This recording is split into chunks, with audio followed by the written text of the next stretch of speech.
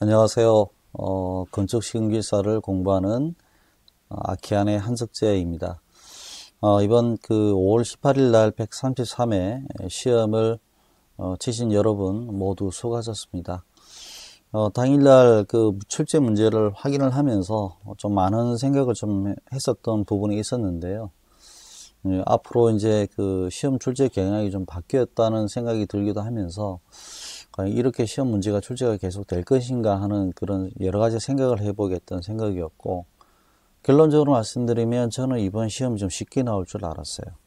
왜 그러냐면 지난번 132회 시험에서 132회 시험 출제의 수준을 맞춘다면 다시 6명을 뽑아야 되는 상황이 발생되고, 더 많이 뽑아야 된다면 결국 시험 문제를 좀 쉽게 출제가 되어야 되지 않을까라는 생각을 했었거든요. 그렇지 않으면 이게 서로 오패가 되기 때문에 자기 부정이 됩니다. 그래서 이제 그런 부분에 있어서 저는 시험 문제가 좀 출제가 좀 쉽게 될 거라서 생각했는데,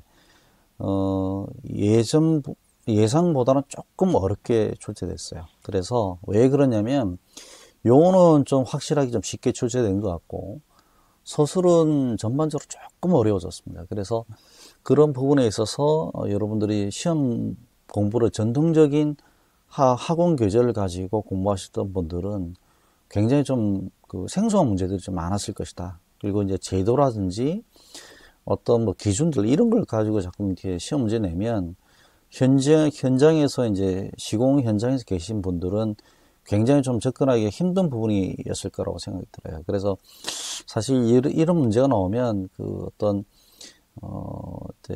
현장에 계신 분들보다도 이제 공직에 계시거나 아니면 이제 또 연구소 또는 어떤 본사에서 여러 가지 어떤 교육을 받을 수 있는 기회가 충분하신 분들, 그리고 여러 자료들을 볼 수 있는 어떤 여건이 되시는 분들한테는 굉장히 유리할 것 같고, 그게 아니고 현장에서 이제 죽으나 사나 이제 삽질하시는 분들은 조금 따라가기가 쉽지 않은 문제 성향이었다. 저는 그렇게 생각하고 있습니다. 그래서 저는 그런 부분에 있어서 좀 다시 나중에 말씀드리겠습니다만은 그 부분은 정말 생각해 볼 문제인 것 같고요. 어쨌든 이제 132의 문제와 비교 분석을 해서 좀 유의미하게 좀 찾을 수 있는 내용들을 좀 말씀드리면서 앞으로 또 여러분들 또 합격 발표가 또 있으니까 또 발표 기다리시면서 또 계속 공부하실 텐데, 그 부분에 있어서 또 방향을 잡도록 제 나름대로 생각한 대로 좀 말씀을 드리도록 하겠습니다. 일단은 첫 번째 133의 문제를 한번 보면 1교시 문제죠. 이제 철골 부재 중 윈드 컬럼, 이 문제는 안 나왔던 문제지만 사실 너무 쉬운 문제죠. 사실 이거를 처음 보시는 분들이 계셔서 당황하실 수도 있는데 꼭 그런 문제는 아닙니다. 왜냐하면 이제 건물 외부의 마감재를 지지하는 부재이긴 한데, 이게 풍화중을 좀 견딜 수 있도록 이렇게 구조물로 만든 거거든요. 그래서 이게 일종의 색기둥 또는 일부 구조 기준이 좀 들어가기도 하는데, 그 사이에 이제 기둥을 잇는 기둥들이 이제 윈드 컬럼입니다. 그래서 이제 어디에 많이 설치가 되냐면, 지금 사진처럼 외부적인 부분에서 디자인 요소로 활용이 많이 되기도 하고, 특히 이제 주차장에 큰 램프에 이제 윈드 컬럼이 계획이 되어서 그걸 디자인 요소로 활용하시는 게 많죠. 물류센터 같은 게 그런 걸 제가 좀 많이 봤습니다. 그래서 그런 부분들이 이제 윈드 컬럼이라서, 그래서 이제 건물 외부 마감재를 지지하는 부재로서 풍화중을 지지할 수 있는 어떤 시스템으로 된 어떤 디자인 요소로서의 어떤 컬럼이다. 이렇게 좀 표현하시면 적정하게 이렇게 표현이 되지 않을까 생각을 하고 있습니다. 그래서 이제 그런 부분에 대해서 하고, 이제 자굴이라든지 풍화중에 대한 부분에 있어서 이제 유의사항들, 그 다음에 기본적으로 이제 이게 이제 경사진 부분에, 특히 램프 같은 부분에는 이게 제가 현장에서 봤을 때는 이게 수직 부재로서 이제 위치를 잡기가 굉장히 힘들어요. 그런 부분들, 그런 것들을 좀 이렇게 해서 좀 이렇게 기술하셨다면 쓸 수 있는 내용이라 봅니다. 근데 처음 보시는 분들이 많아서 좀 당황을 했었던 그런 문제라고 좀 보여지고요. 두 번째는 이 BIM 협업입니다.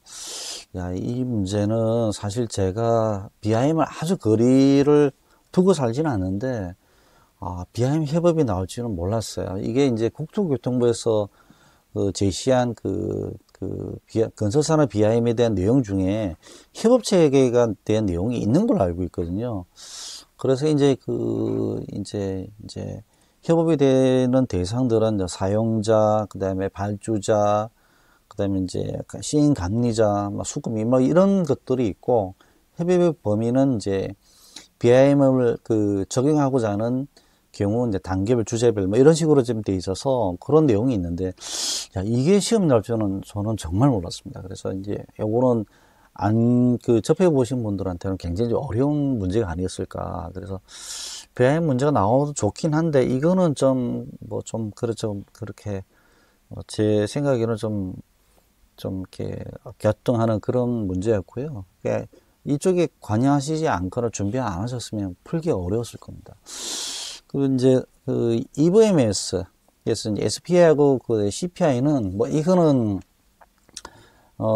EVMS가 사실은 이제 건축 시공 기사 중에 가장 어려운 개념 중에 하나예요. 이게 영어가 많이 들어가 있기 때문에 이제 저처럼 가방끈이 짧은 사람은 영어 많이 들어가서 힘듭니다. 네, 그런데 이제 거기에서 SPI하고 CPI이기 때문에 그거는 EVMS를 완벽하게 이해한 상태에서 내용이 들어야 되고, 답안지도 그 EVMS에 대한 이제 그래프 3개가 있잖아요. 그걸 그려주면서 이제 같이 표현해야 되는 부분이 있기 때문에 이것도 사실은 우리가 다루었던 문제이지만 제 강의가 많이 공개 강의로 나와 있잖아요. 그래서 설명은 많이 해드렸지만 어려웠을 거예요. 그래서 그리고 시간도 많이 걸렸을 겁니다. 답을 쓰시는데.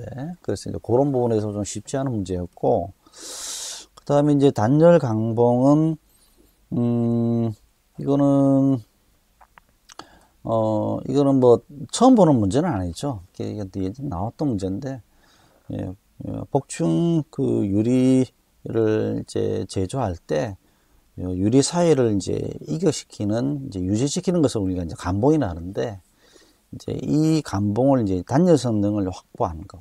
네, 그것을 이제 단열 감봉이다. 이렇게 이야기하시면 되는데, 요거는 처음 보는 문제는 아니라서, 커튼롤 유리를 공부 좀 하셨던 분들은 좀 준비가 됐을 거라 생각하고, 그래도 이게 아마 공부 좀 짧으신 분들은 요런 문제도 사실 어렵게 느껴졌을 거라, 이렇게 생각을 합니다. 자, 그 다음에, 내용을 보시면, 타워 크레인에 대한 인상 안전점검사. 이거는, 이게 요즘 추세거든요. 무슨 말이냐면, 서술 문제가 영어로 들어오는 거예요. 그래서 이거는 서술 문제, 영어 문제를 떠나서 충분하게 쓰셔야 되는 부분입니다. 그래서, 타워크레인 설치 및 해체 기본 준수사항, 텔레스코핑 작업 시유사항. 그래서 이제 순간 풍속이 10m/s 이상이 초과되면 작업 자체가 안 되는 거죠. 그런 내용도 쭉 이제 여러분 기억하시잖아요. 그런 것도 좀 쓰셔야 되는 부분이고, 그렇습니다. 그리고 이제 초평탄 콘크리트는 제가 여기서 지금 이제 자료는 보여드리지는 않겠는데, 어떤 게 있냐면, 이게 이제 제가 물류센터 문제가 잘 안 나왔어요. 물류센터가 굉장히 많이 지어지고 있잖아요. 그래서 이제 그 중에 가장 대표적인 게, FM 기준, FM 1, 2, 3 또는 AR 기준, AR1, 1, 2, 3. 보통 AR 기준은 이제 바닥의 강도 기준에서 거의 대부분 AR1을 쓰거든요. 근데 이제 초평탄 콘크리트는 이제 평탄하게 만드는 부분이라서 그 부분에서는 이제 FM 1, 2, 3 이런 걸 많이 쓰셔요. 그래서 무슨 말이냐면 이게 우리가 이제 층고가 10m잖아요. 물류센터는. 그러면 이제 8m짜리 렉이 들어가고 나머지 이제 설비나 이제 소방에 대한 공간들이 들어가는데, 구조 공간이 들어가는데, 8m 렉을 달기 위한 평활도가 이제 FM3, 2 이렇습니다. 그래서 이제 그 부분들을 이제 표현하는 부분이 있는데, 그래서 이제 그런 부분에서 이 FM 표현은 영국 기준이거든요. 그래서 그걸 쓰셔야 될 것 같아요. 그래서 이제 물론 이제 타핑 콘크리트 치는 그런 부분들도 연기를 하시고 하는 것도 맞는데, 그런 것도 기준들을 좀 설명하셔야 될 것 같고, 참고로 이게 이제 나왔기 때문에 앞으로는 이제 강도 기준, AR1, AR2 뭐 이런 기준 나올 거고, 그 다음에 이제 물류센터라면, 물류센터는 이제 그 경관을 가진 건물이니까, 이제 사이포닉 방수, 이런 것도 사실 앞으로 나올 거라 봅니다. 그래서 그런 것도 좀 생각을 좀 하고 계실 필요가 있을 것 같고, 콘크리트 사기 수축은 뭐, 소자, 건탄, 이거 제가 수업 시간에 누능했던 부분이잖아요. 그래서 이거는 그냥 빨리 넘어가겠습니다. 수중 콘크리트는 이게 무엇이라 했는데, 그냥 수중 분리성 콘크리트예요. 그래서 답이 이런데, 야, 이게 보시면 이제 재료 분리에 대한 저항성이 좀 큰 어떤 이제, 콘크리트다. 이래 보시겠죠. 물에 들어가면 콘크리트가 풀어지니까, 시멘트하고 같이. 근데 그것을 이제 이제 재료 분리에 대한 저항성이 크고, 그런 부분에서 이제 물 안에서도 이제 콘크리트를 이제 이제 쓸 수 있는, 수중 공사에 쓸 수 있는 콘크리트, 그런 걸 이야기를 하는 것으로, 이게 이제 콘크리트는 제가 좀 충실하게 설명을 드리는데, 요 앞에 부분에 나오는 콘크리트의 재료 및 그 종류에 따라서 대한 부분들을 이렇게 상세하게 나오면 사실은 뭐 대충 뭔지는 아는데 쓰기 어렵죠. 근데 이걸 고르신 분들은 이런 부분에서 이제 콘크리트에 대한 기본적인 성질과 그 내용을, 목적성을 가지고 그냥 열심히 쓰시는 수밖에 없습니다. 네, 그런 부분이 좀 있고요. 문제 10번을 보시면서 이게 뭐지라고 생각했었어요. 근데 이게 그 부분을 보자마자, 이게 그거구나.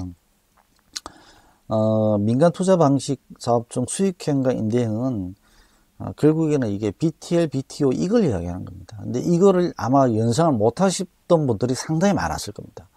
그래서 이번 문제가 통상적인 학원 교재에 나오는 어떤 명칭들, 그런 것들을 분석을 많이 하셔가지고, 이제 전문성을 가진 어떤 출제자들이 요런 부분에서 문제를 좀 이렇게 다르게 표현하는 형식으로 해서 문제를 더 어렵게 느껴지는 그런 게 있거든요. 그래서 뭐 쉽게 말씀하면 수익행은 이제 우리가 이제 O가 들어가는 거, 예, 그러니까 이제 오퍼레이트가 들어가는 거니까 뭐 그렇게 들어가는 거기서 이제 제일 뭐 대표적인 게 BTO고, 임대형은 BTL입니다. 리스가 들어가는, 네, 그런 어떤 내용으로 구분해서 좀 쓰셔야 될 것 같고요.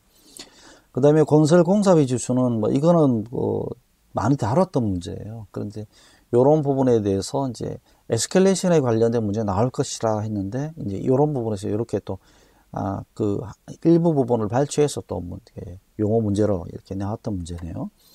그 다음에 이제 철거 세우기 전 수익도 허용 오차, 이거는 수업 시간에 제가 건설 기술 지침 내용을 가져와서 설명을 드렸어요. 그래서 이제 그런 부분에 있어서 이제 기둥의 기울기, 그 다음에 뭐 힘, 그 다음에 뭐 그런 어떤 내용에 따른 어떤 허용 오차 범위를 좀 표현하시면 되고, 마지막 문제는 신기술 활용 평가 항목은 솔직히 이 문제는 저는 조금 출제자분들한테 좀 죄송하지만 이런 문제는 좀 안 나왔으면 하는 생각이에요. 왜냐하면 건축시공교사가 현장에 강한 사람이 돼야지 신기술을 활용 평가에 대한 항목을 공부할 필요는 저는 없다 봐요. 그래서 이거는 지난번 132에도 이런 문제 나왔잖아요. 그래서 이거는 좀 아니다 라고 생각해요. 아마 출제자 중에 신기술에 관련된 이렇게 일을 하시는 분이 계신 것 같은데, 솔직히 말씀드리면 그분이 제 유튜브를 보시진 않겠지만 출제 안 했으면 좋겠습니다. 근데 이런 문제까지 우리가 기술사가 공부를 해야 되느냐. 지금 안전에 이슈가 많아지기 때문에 공부를 해야 되는 범위가 훨씬 많아진 건 사실인데, 그것도 안 할 수가 없단 말이에요. 근데 이런 것까지는 좀 곤란하다, 그렇게 생각이 좀 들어서, 요 문제만큼은 좀 이렇게 좀 크리틱하게 말씀을 좀 드립니다. 자, 그리고 이제 이제 소설 문제로 넘어가서 보면 이제 BF 인증제도. 요 문제를 보고 나서 제가 이제 우리 반에 좀 이거를 내가 나올 거라고 머릿속에 계속 해놓고, 그 다음에 문제를 출제를 못해서 내가 굉장히 미안하고 있는 문제입니다. 그래서 이 문제가 좀, 이게 시험 치기 직전에 한번 이제 과제를 내드려서 크리티컬 해드려야지 했는데, 이번엔 솔직히 못했어요. 그래서 굉장히 좀 미안해. 딱 보자마자 미안하더라고요. 아이고야 싶더라고요. 그래서 이거는 예측을 하고 있었는데, 어쨌든 평가 항목의 내용 중 인정 등급은 매개, 내부, 위생, 안내, 기타 시설, 이런 설비, 이런 내용을 해서 이렇게 최우수, 우수, 일반 등급으로 나오는 내용인데, 사실 이거를 답을 쓰기는 굉장히 어려울 거예요. 준비 안 된 사람은 이거 못 쓰는 겁니다. 거기다가 인증 제도의 인증 대상, 등급, 인증 절차까지 물어봤잖아요. 그 지금 이제 화면에 보이는 거. 이게 그 제대로 공부 안 하는 사람이 쓰기 힘든 부분이거든요. 그래서 굉장히 좀 쉽진 않은 문제였고, 두 번째는 그 스마트 안전장비 지원과 건설 현장. 이 문제도 사실 안전 문제죠. 근데 저희가 이제 건축 시험기사가 이제 안전 문제를 외면할 수는 없기 때문에 예전에 잘 안 나왔던 문제들이 나오는 거예요. 그리고 문제도 굉장히 길죠. 뭐, 지원 사업과 안전관리 주요 기술, 또 단계별 적용 방안, 뭐 이런 식으로 나오기 때문에 지금 보여지는 이런 내용인데, 뭐 간략하게 말씀드리면, 이제, 50인 이상의 이제 사업자가 이제 하는 사업장에서 왔을 때, 이제 시공사가, 그렇지 않고 기업일 경우에는 이제 지원금이, 최대 3천만 원까지 지원이 되면서, 이제, 이런 스마트 안전관리에 대한 부분에서 장비들이 이제 지원이 된다. 그래서 뭐 그런 것들이 좀, 어떤 제도적 측면에서 이제, 한 건데, 요걸 이제 현장에 계신 분들 알아라 하는 차원에서 이제 어떤 상징적으로 문제를 좀 내신 걸로 보여집니다. 그리고 이제 종심제 평가 방식과 평가 방법은 공부를 하신 분들은 답을 쓸 수 있는 내용이라고 좀 보고 있고요. 벽돌공사, 이거는 너무 쉬운 문제가 나왔죠. 그래서 이거 약간 이게 또 등잔 밑이 어두운 그런 어떤 문제로 좀 생각이 됩니다. 그리고 5번 문제는 콘크리트 공사에서 이제 거푸집 종류, 동바리 종류, 해체 시기 및 검토사항. 이거는 각각 하나씩은 다 쉬운 문제인데 이 세 개를 다 쓰려면 굉장히 양이 많을 거예요. 그래서 3페이지로 써가지고 다 쓸 수 있는지 모르겠어요. 그래서 이거는 빨리빨리 써서 3페이지를 넘겨서 좀 분량도 중요한 부분입니다. 그래서 이제 그런 부분들에 대해서 잘 쓰셔야 되는 거죠. 통상적으로 2개를 물었는데 이제는 자꾸 3개를 묻는 문제가 나오더라. 그래서 이번에 특징이 뭐냐면 묻는 게 좀 많았어요. 구체적으로. 그렇기 때문에 1개, 2개를 묻는 게 아니고 2개, 3개를 이제 묻는 형식으로 조금 넘어가 있기 때문에 그런 부분에서 이제 고민이 됐고 6번도 마찬가지죠. 적용 대상, 피부 두께, 그다음에 고려 시공시 고려사항 이런 내용인데 이게 제가 봤을 때는 이제 2교시의 6번이 가장 어려운 문제 중에 하나였다고 보고 있습니다. 그래서 아마 2교시를 문제 딱 봤을 때 야 이거 벽돌 배구는 다 모르겠다 이렇게 생각하시는 분도 많이 계셨을 거거든요. 그래서 2교시는 좀 어려웠다고 보고 있어요. 그래서 이제 보면 이게 이제 콘크리트 구조 내구성 설계 기준에서 이제 구조 설계를 하면서 이제 강도, 특히 이제 강도 27 또는 30메가파스칼 이상이 되는, 특히 마감이 없는 부분에서는 주요 부분에서 30메가파스칼 이상이 되어서 이제 내구성 확보하는 부분이 그런 것도 좀 있거든요. 그래서 이제 거기에다 피부 두께까지 얘기하니까 그런 내용 중에 이걸 내용을 찾아보셔야 되는데 이거를 다 쓸 수 있는 사람이 과연 있을지. 저는 이제 사실 연구소에서 이거를 의견을 제시를 해서 이제 설계사하고 이야기를 해본 적이 있는데 굉장히 반감이 컸어요. 근데 그 구조 기준에 따라서 이제 계산이 됐다 말만 해서 그래서 있는 건 알고 있었는데 이게 시험에 나올 줄은 좀 생각을 못 했습니다. 그래서 조금 우리가 이제 내구성이라서 염중안, 알동, 온건 이런 어떤 내용으로 쓰시면 점수는 받겠지만 좋은 점수는 안 나올 건데 아마 요런 걸 물어봤을 거예요. 그래서 기존의 학원 교재로 커버하기에는 좀 어려운 문제였다. 이렇게 보고 있습니다. 그 다음에 이제 3교시 문제인데, 이거는 주택 공사에서 이제 감리자 업무 착수 준비 사항 및 여건 조사. 이거는 내용 너무 많아가지고 자료는 못 올리는데, 이거는 감리자로서 업무를 해보신 분한테는 유리한 부분인데 안 해보신 분한테 이 또한 어려운 부분이죠. 그래서 설계 도서 검토부터 해서 현장 조사부터 하고 그 다음에 이제 우리 감리자에 대한 업무가 기준이나 내용들 확인을 하고 이런 부분들을 쭉 이렇게 구체적으로 좀 이렇게 쭉 기술해 나가시면 답은 될 겁니다. 이제 그런데 불구하고 이 일을 정말 해보신 분들에 대한 부분에서 이제 답들이 좀 요구되는 부분이 있다면 차별화가 좀 필요하겠죠. 그 다음에 해체공사 수리본, 이거는 우리 반에 지금 우리 반 지금 이번에 쓰신 분 내가 이제 해서 나올 거라고 해서 준비를 했던 거예요. 그래서, 해체공사가 나올 거라고 해서 준비해 놓으라 해서 준비가 됐던 내용이었고요. 그 다음에 커튼을 바르는 현상, 이거는, 사실 이게 참 이렇게 시간이 제가 이제 모자라서 이제 수업할 때 이제 커튼을 하고 이제 PC를 잘 못하고 있는데, 이게 뭐 완전히 새로운 문제는 아니고 이제 공부를 하게 되면 나오는 문제인데, 이제 앞으로 저도 좀 반성을 많이 하게 됐습니다. 이게 이번 출제 하시는 분들이 굉장히 좀 안 나왔던 문제들을 많이 좀 찾아보신 것 같고, 네, 그렇게 하시면서 이제 전반적인 문제를 좀 이렇게 두루두루 내시려는 의지가 좀 있었어요. 네, 그렇지만 일단 좀 외진 문제도 좀 나왔고요. 그 다음에 이제 이종금식, 이종금속, 이제 접촉 부식에 대한 내용도 사실 그것도 같이 공부가 좀 돼야 되는 부분이죠. 그 다음에 흑막이 배면, 이거는 뭐 너무 쉬운 문제라서 LW, SGR, MSG 뭐 이런 것들, 뭐 그런 공법들에 대해서 이제 표현을 하시고, 콘크리트 균열 보수 보관 방법, 이거는 제가 나온다 했잖아요. 그래서 콘크리트 문제에서 이게 안 나올 수가 없습니다. 그래서 이거는 제가 이번에 나온다 해서 뭐 이렇게 나왔으니까 뭐 준비하신 분들은 또 다른 분들도 많이 준비를 됐을 거라 생각하고 잘 썼을 거고, 6번 문제는 뭐 이건 뭐 예, 이것도 나온다고 말씀을 드렸던 부분인데, 그래서 이것도 자주 나오는 문제니까 뭐 늘 새로운 건 아닌 것 같아요. 그 다음에 이제 4교시 문제를 보면 역시 또 커튼홀이 나오죠. 네, 그래서 이제 그런 부분에서 제가 이제 요거 좀 구석에 있는 문제들 많이 내는구나 했고, 네, 부상 방지는 이게 제가 나온다고 말씀드렸어요.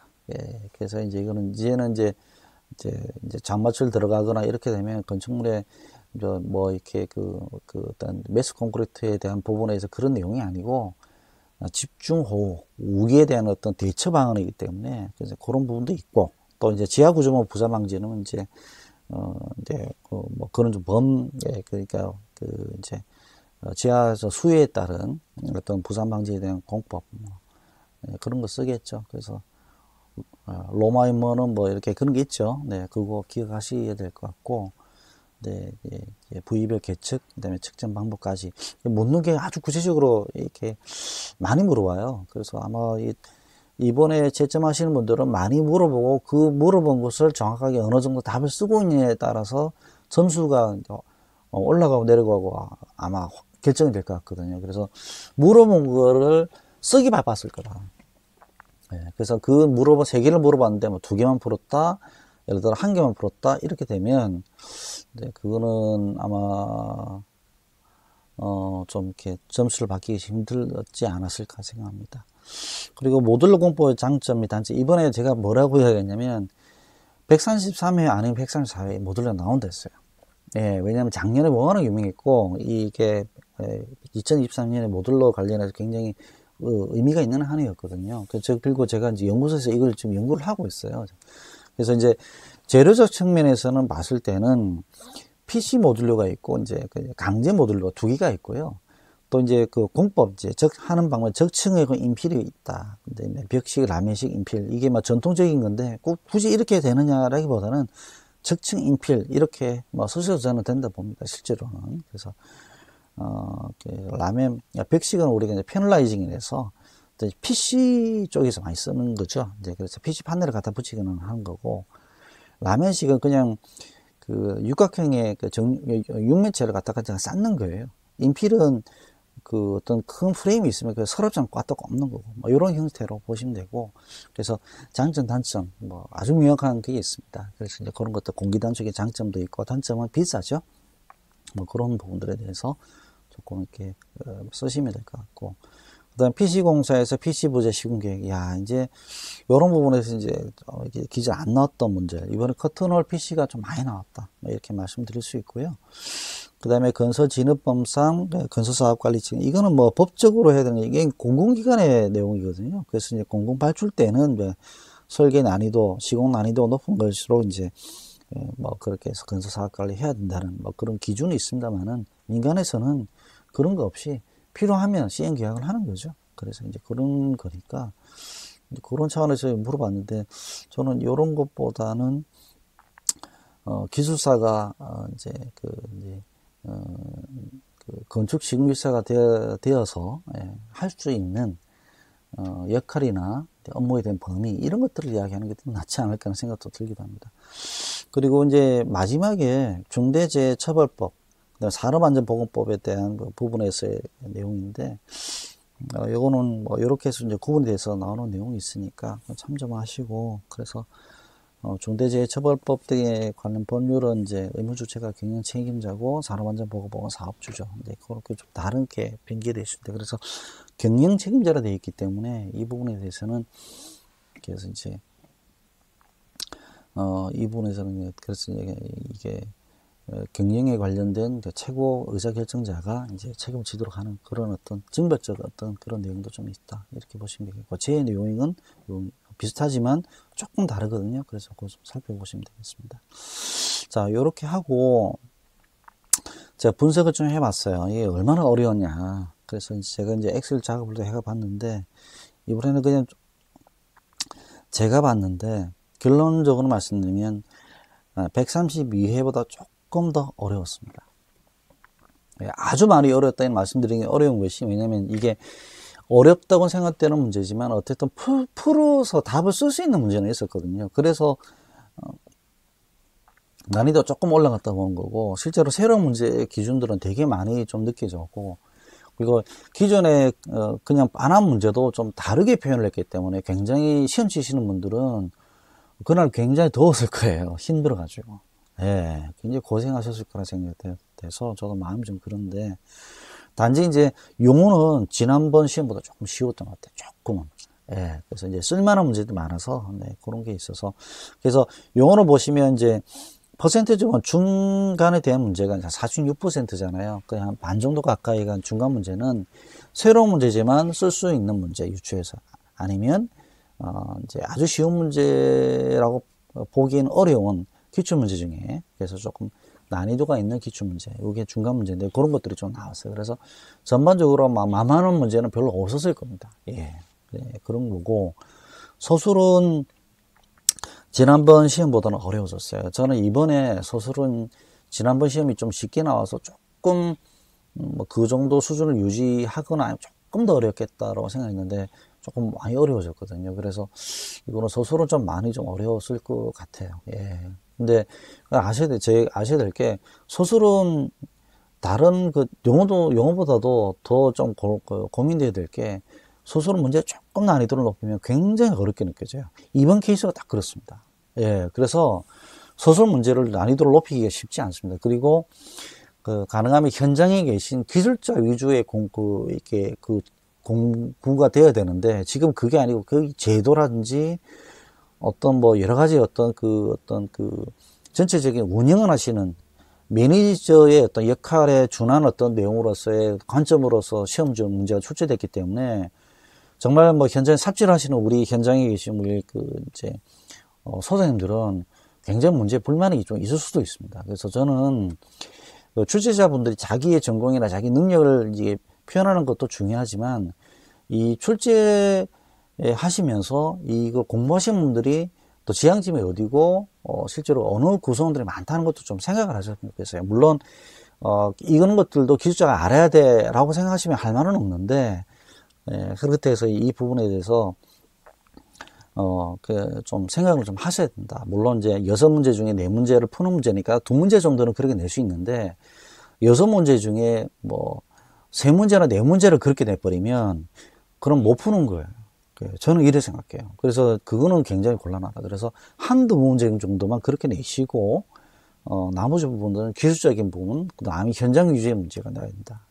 저는 그렇게 생각하고 있습니다. 그래서 특히 소수 문제는 너무 어렵게 내시면 풀기가 굉장히 힘들 거다. 그래서 이번에는 좀 그런 어떤 케이스가 된 것 같아요. 그래서 이제 두 개를 비교를 해봤어요. 이제 1교시 문제를. 보니까, 쭉 한번 훑어보세요. 아무래도 132회보다 133회 문제 조금 쉽죠. 그래도 문제가 쉬운 문제는 아니었다. 이렇게 보고 있습니다. 예, 그래서 굉장히 BIMM 협업 같은 경우는 이거 처음 알았거든요. 예, 그래서 좀 저도 뭐 그런 게 있고, 문제 13번은 이런 문제는 뭐 제가 제3 말씀드리지만 신기술 항목 평가 항목 이런 문제 안 나왔으면 좋겠습니다. 예. 자, 그 다음에 이거를 이제 그 132하고 133의 난이도를 이제 분석을 비교를 해봤는데 큰 차이는 없어 보이는 것 같죠.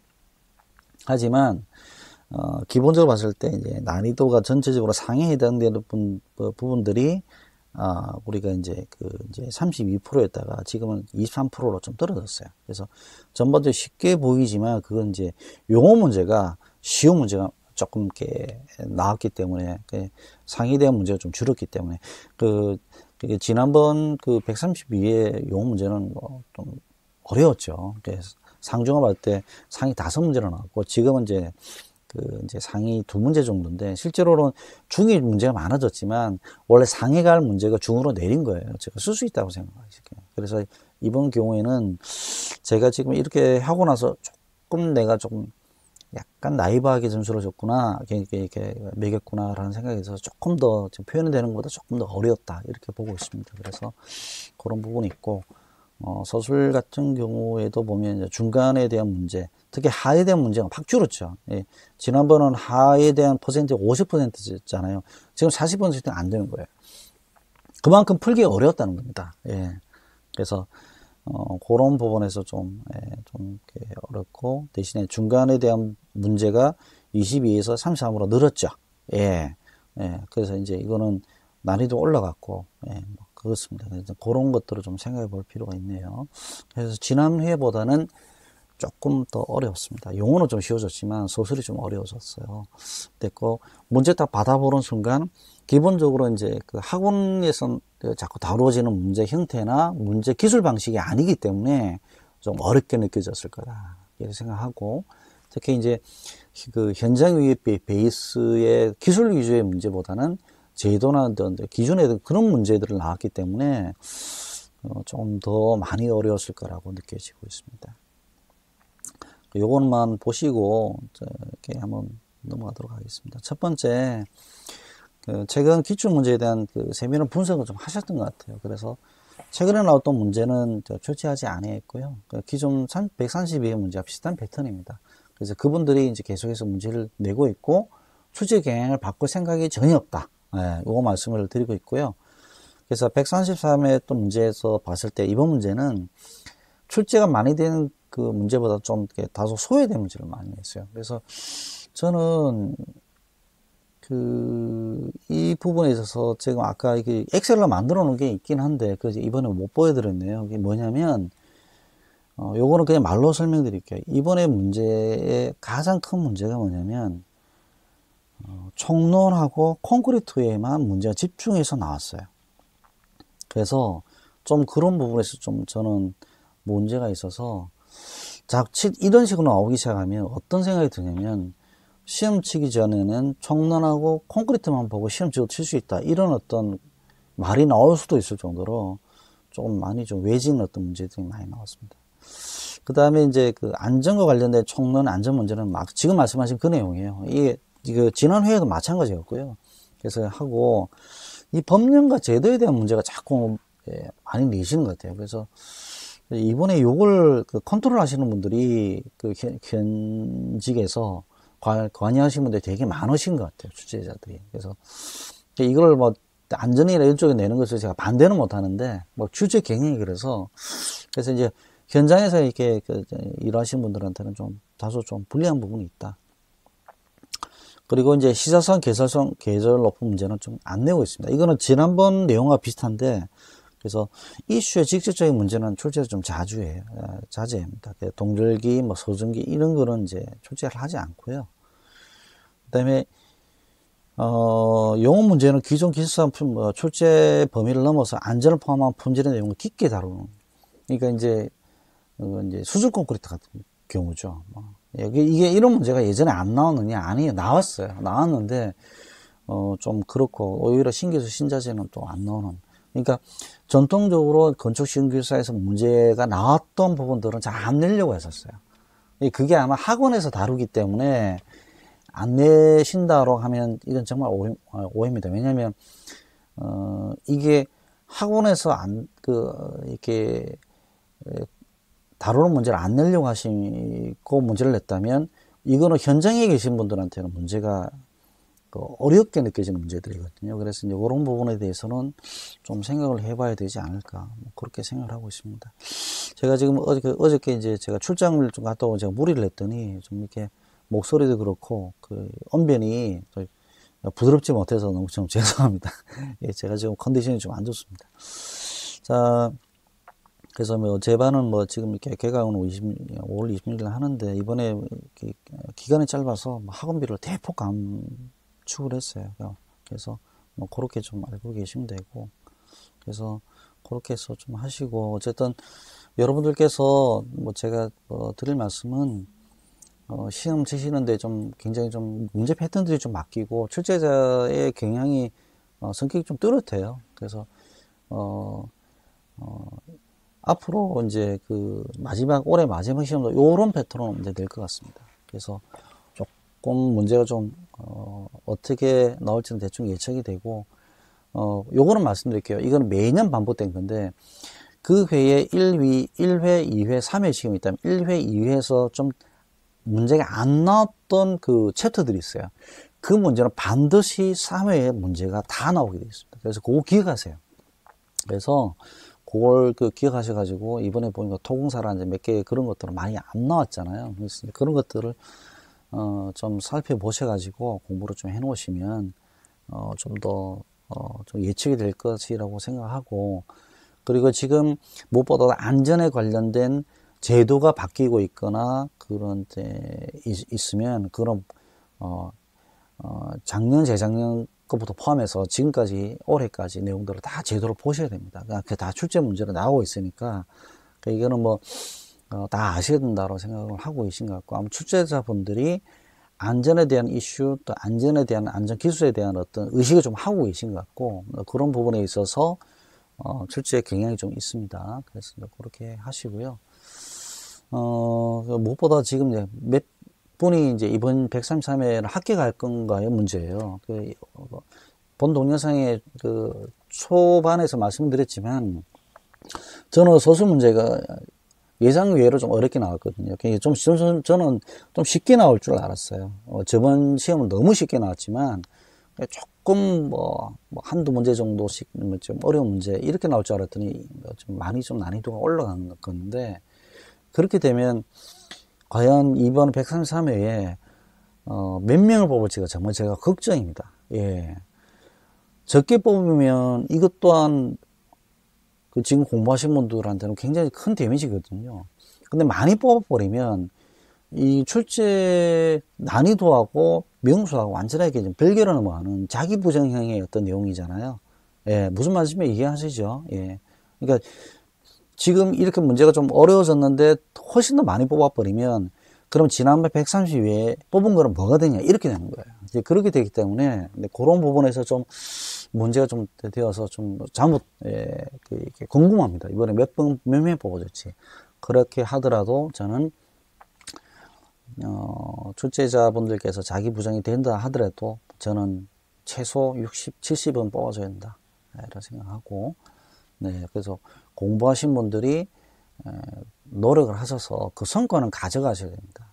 근데 정말 고시처럼 만들어서 합격률을 만들어 버리면 저는 좀 강력하게 말씀드리면 진짜 고시 출신처럼 국가가 보상해 줘야죠, 그분들은. 근데 그것도 아니지 않습니까? 그러면 어느 정도 적정 뽑아주는 게 맞다고 생각합니다. 그래서 지금 기술사 몇 개 건축 기술사 항목들끼리 약간의 좀 이렇게 명수 경쟁이 좀 있다는 느낌도 좀 들고 있습니다. 그러니까 많이 뽑는 것을 자꾸 지향하시려는 부분이 좀 느껴지는데, 그렇다 손치더라도, 그래서 1.67% 이렇게 합격하는 것은 좀 무리라고 보고 있네요. 어쨌든 제가 여러분들의 마음을 어떻게 대변하고 이해하고 있는지는 모르겠습니다만은, 저는 항상 여러분들 공부하시는 분들 마음 편이고, 소기의 성과대로, 이렇게, 합격의 그날이 빨리 오기를 저도 굉장히 기다려 하고 있고요. 제가 언제까지 강의를 할지는 모르겠지만, 그래서 몇 분이 되든 그분들하고 좀 재밌게 공부하면서 또 이렇게 하도록 해 나가겠습니다. 전국 각지에 계신 우리 귀사를 꿈꾸는 많은 수강생 여러분, 그리고 수험생 여러분, 그리고 이제 우리 기술자님들은 열심히 힘내시고 열심히 생활하시면서 또 소개의 목적 또 성공하는 인생이 되기를 기원하겠습니다. 감사합니다.